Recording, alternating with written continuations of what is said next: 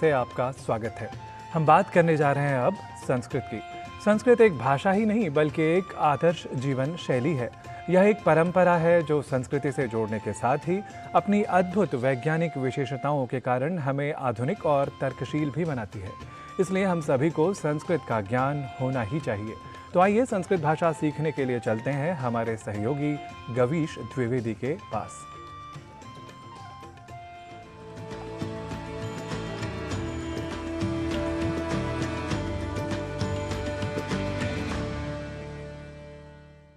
नमो नमः, नमस्कारः, वंदनम, अभिनंदनम।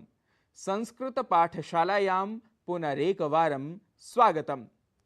विगत अंक में हमने नपुंसक लिंग में वह घर है तत् गृहम कुछ इस प्रकार के वाक्य बनाए थे। आज हम नपुंसक लिंग में समीपवर्ती व्यक्ति या वस्तु के लिए यह शब्द का प्रयोग करके वाक्य बनाएंगे। देखिए, बिल्कुल राइम की तरह है। एक का यदि पता चल गया तो दूसरा अपने आप ज्ञात हो जाता है। पुल्लिंग में हमने सीखा था सह एषः, स्त्रीलिंग में सीखा था सा एषा। तो अब नपुंसक लिंग में दूर के लिए तत् और समीप के लिए एतत् पद का प्रयोग करना है। तो अब यदि हमें वाक्य बनाना है कि यह यंत्र है, जो मेरे हाथ में टैब है इसको हम यंत्रम कह लेते हैं, यह यंत्र है, तो इसके लिए हम वाक्य बनाएंगे एतत् यंत्रम। क्योंकि ये मेरे पास है, यहां मैं एतत् शब्द का प्रयोग कर सकता हूं।